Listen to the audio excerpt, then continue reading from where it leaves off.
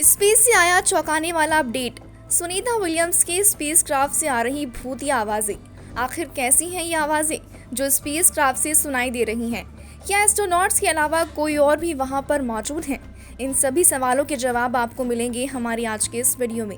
तो चलिए बिना देर किए वीडियो को शुरू करते हैं और आपको इन भूतिया आवाजों की सच्चाई बताते हैं। भारतीय मूल के एस्ट्रोनॉट सुनीता विलियम्स जिस स्पेसक्राफ्ट बोइंग स्टारलाइनर पर हैं, उसमें से अजीब सी आवाज़ें आ रही हैं। एयरक्राफ्ट से आ रही आवाज़ें गहरी सांसों जैसी लग रही थी और क्यास थे कि क्या एयरक्राफ्ट पर कोई तीसरा भी मौजूद है।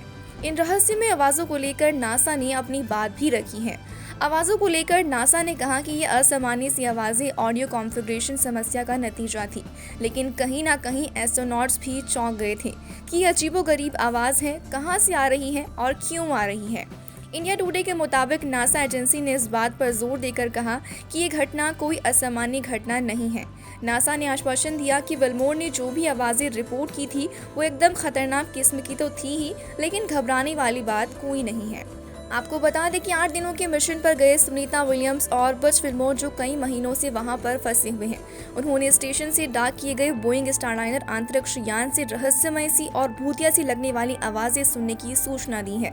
ये आवाजें आप भी नीचे दी गई वीडियो में सुन सकते हैं। सुनीता और बुच के अलावा इंजीनियरों को भी इनसे हैरानी हुई, लेकिन बाद में पता लगा लिया गया कि ये है क्या। इन आवाजों को सबसे पहले विल्मोर ने महसूस किया। ह्यूस्टन में नासा के मिशन कंट्रोल के साथ एक रिकॉर्ड की गई बातचीत के दौरान विल्मोर ने स्टारलाइनर से इंटरनल स्पीकर पर एक माइक्रोफोन रखा, जिससे ग्राउंड कंट्रोल को भी ये आवाजें सुनाई दी। नासा के हालिया बयान से मिली सूचना के पूर्व कुछ पता नहीं चल रहा था कि ये है क्या। वहीं सुनीता और बुच की वापसी को लेकर नासा ने जो फैसला लिया है, उसके मुताबिक स्टारलाइनर 6 सितंबर 2024 को बिना चालक दल के पृथ्वी पर वापस आने वाला है, जबकि विलियम्स और विल्मोर फरवरी 2025 तक ISS पर रहने वाले हैं। ये दोनों ही स्पेसएक्स क्रू ड्रैगन के जरिए वापसी करेंगे और अब नासा ने उनकी वापसी में देरी का कारण भी बता दिया है। दोनों की वापसी में देरी का एक कारण भारतीय मूल की पूर्व एस्ट्रोनॉट से भी जुड़ा हुआ है। दरअसल 2003 में भारतीय मूल की अंतरिक्ष यात्री कल्पना चावला अंतरिक्ष से वापस धरती पर लौटती हुई हादसे का शिकार हो गई थी। कल्पना को वापस ला रहा स्पेस शटल जैसे ही धरती में आने लगा, वैसे ही वो आग का गोला बन गया। इस स्पेस शटल में 6 और अंतरिक्ष यात्री सवार थे, जिन सभी की इस हादसे में मौत हो गई थी। इससे पहले 26 जनवरी 1986 को भी स्पेस शटल चैलेंजर के फटने के बाद भी ऐसा ही हादसा हुआ था। इसमें 14 अंतरिक्ष यात्रियों की जान चली गई थी। अब नासा के जहन में ये दोनों हादसे चल रहे हैं। इसी कारण नासा सुनीता विलियम्स को वापस लाने में जल्दबाजी नहीं कर रहा है। नासा चीफ बिल नेल्सन ने दोनों हादसों का जिक्र करते हुए कहा कि इसके चलते ही हम बोइंग स्टारलाइनर को खाली वापस ला रहे हैं। उन्होंने कहा कि पहले नासा ने गलती की थी कि उसने जूनियर्स की बातें नहीं सुनी थी और खतरे को अनदेखा किया था, लेकिन अब ऐसा नहीं है। अब सभी की बात सुनी जाती है। इसी कारण सुनीता को फरवरी 2025 में लाने का फैसला किया गया है। इसी के साथ ही सुनीता विलियम्स को अंतरिक्ष में ले जाने वाले स्टारलाइनर कैप्सूल की वापसी की डेट भी सामने आ गई है। नासा और बोइंग ने अब फैसला किया है कि स्टारलाइनर कैप्सूल 6 सितंबर को रात में स्पेस स्टेशन से अलग हो जाएगा। 7 सितंबर को सुबह 10 बजे न्यू मैक्सिको की व्हाइट सैंड्स स्पेस हार्बर में इसकी लैंडिंग होगी। हालांकि इसकी लैंडिंग में भी काफी सावधानी बरतनी होगी, वरना इससे भी कोई दुर्घटना घट सकती है।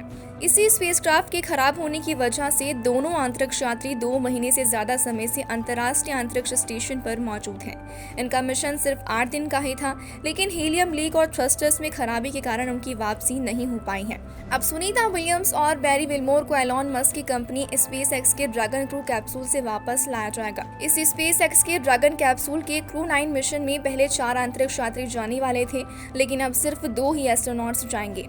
इसकी वजह ये है कि लौटते समय सुनीता और बुच को भी वापस लाया जा सके, इसलिए 2 अंतरिक्ष यात्रियों को रोक दिया गया है। उन्हें अगले मिशन में शामिल किया गया है। पहले इस योजना में मिशन की कमांडर जेना कार्डमेन थी, पायलट निक हैग, मिशन स्पेशलिस्ट स्टेफनी विल्सन और रूसी cosmonaut mission specialist Alexander Gorbunov को जाना था। लेकिन अब सिर्फ 2 पुरुष अंतरिक्ष यात्री रूसी एस्ट्रोनॉट अलेक्जेंडर गोर्बुनोव और पायलट निक हैग ही जाएंगे।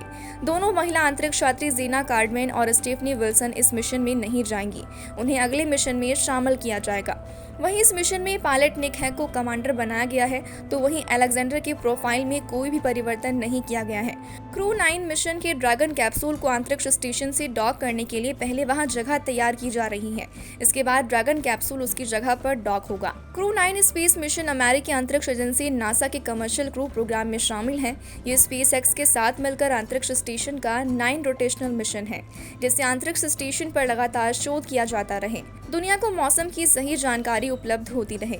2 दशक से अधिक समय से अंतर्राष्ट्रीय अंतरिक्ष स्टेशन पर हर समय कोई ना कोई अंतरिक्ष यात्री रहा है।